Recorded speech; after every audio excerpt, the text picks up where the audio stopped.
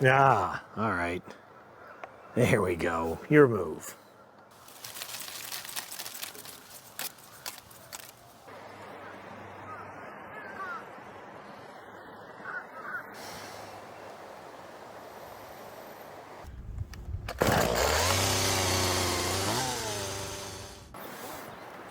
Hey there.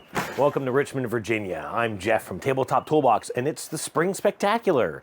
Well, in Florida, not here, since, it snowed last week. But sure, it's spring. Why not?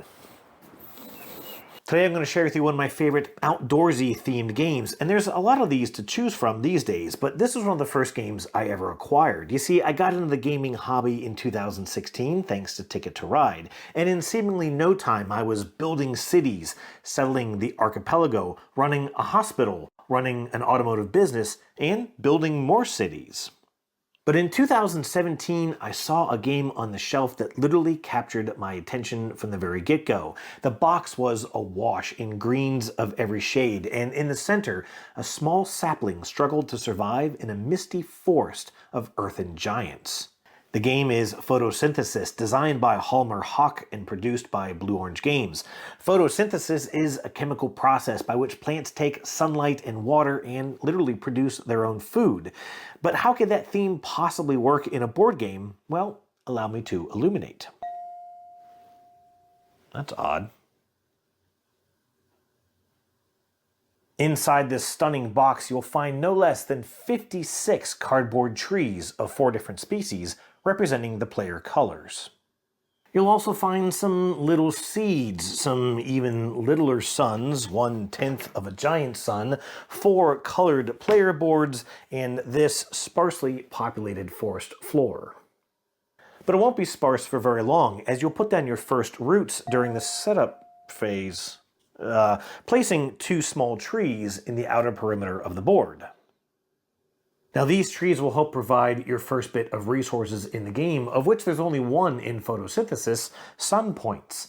Now sun points are generated at the beginning of each round by drawing an imaginary line off of this solar sliver wherever it sits around the board, and then determining which trees are able to capture that solar energy. The larger the tree, the more points you'll get. Players will then use those points in one of 2 branching options. Oh, I think I get it now. The first of these options involves this, your player board, which in a weird twist for this game acts more like a store. You'll purchase seeds and trees from this board and you'll place them here. I know this doesn't look like much, but this is actually your available area. Trees and seeds you purchase will go here, and only once placed here can they go here on the main game board, which you'll certainly want to do because let's face it, the forest is looking a little bleak and we need to spruce things up. Expanding your coniferous presence across the forest also requires these first saplings, which you'll use to jettison seeds across the board, leafing your mark, oh, we're cooking with gas now, across the forest floor. Now these actions also require sun points, which means you're going to need all the sunlight you can get. But now it's time to reveal the truth about photosynthesis, because where there isn't light, there's darkness. And it's time to cast some shade. See, trees will shade other trees behind them as long as they are the same or shorter height. And not only that, but the taller each tree is, the more spaces behind it get cast in the shadows. And since you'll all be pining for that hot, hot sun, you'll each be looking for ways to stick it to each other. That was a twofer. But I'm still not done stumping you with all of this game's oddities. For example, let's say you've reached this level of woodsy saturation with a variety of trees stretched across the forest floor. At this point of the game, you're looking at the board thinking, I'm doing pretty good here. Look at all my pretty trees. But it's also this point in the game that you realize you don't actually have any points. You see, photosynthesis isn't about just growing trees in the forest, it's about the lineage of your species. You see these symbols on the forest floor? They relate to these tokens, and these tokens are how you actually score points in the game. And how do you get these tokens? Well, you acquire them when the oldest trees in the forest die off. And not only that, but these spaces are worth more the closer you get towards the center of the board. This will encourage you to build towards the center, especially aiming for that crucial central spot. But doing so might leave you with too few trees around the board's perimeter, and you'll find it very easy for your opponents to throw more shade at you than a high school girl, sapping you of those crucial sun points. Thing is, you'll realize this at the wrong time, after it's far too late to make amends, when you've cinched the center of the game board and then desperately need to grow your trees to their highest levels before collecting them, moves which take the most amount of sunlight. But then your opponents have boxed you in, literally cutting off your supply lines to the sunlight you desperately need to grow. And it's at this point in the game that you can suddenly appreciate the brevity of the image on this game's cover. And in that sense, photosynthesis becomes much more like a war game. It's far more tactical often than it is strategic. You know, the most interesting moments of this game comes when a player realizes that they've failed to compensate for the sun's next position around the board, and they get only 5 sun points while everyone else snags a dozen or more. Or when a player has a commanding presence over the forest, with trees stationed like soldiers from one corner to the next, and then they realize that they have absolutely no points at all, and they've truly lost the forest through the trees. Oh, we did it! 10 tree puns in a single video. Oh, thank you so much. Yeah, a 10 burr, right? Oh. This War of the Woods certainly isn't for everyone. I think that fans of Eurogames especially want to feel rewarded for their contributions to the forest, and a lot of them don't like the fact that at the end of the game, everything that they've built here is literally worth nothing.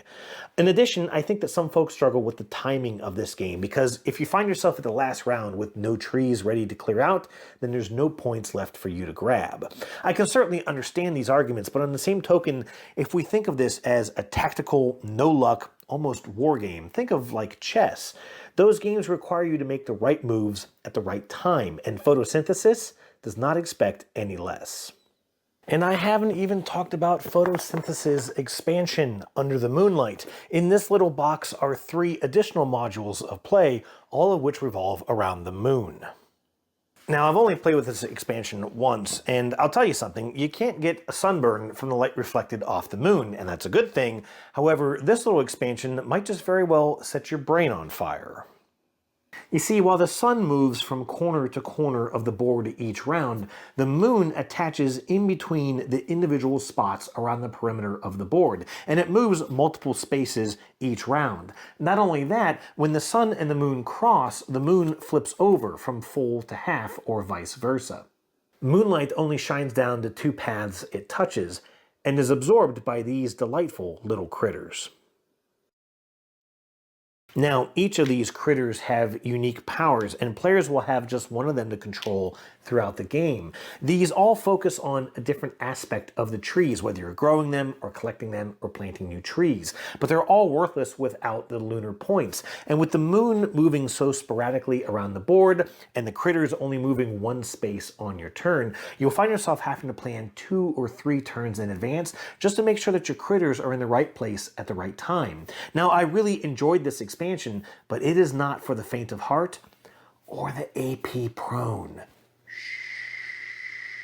What I love most about photosynthesis is how the game has grown with me as I have grown into the gaming hobby. I mean, I've had this game for over 5 years, and yet every time I play it, I find new ways of interacting with its mechanisms, and it continues to challenge my way of thinking. I hope you enjoy the rest of your spring. I hope you can get out and get some sun points of your own, and maybe check out Photosynthesis and find your own way to fall in love with the trees. Cheers.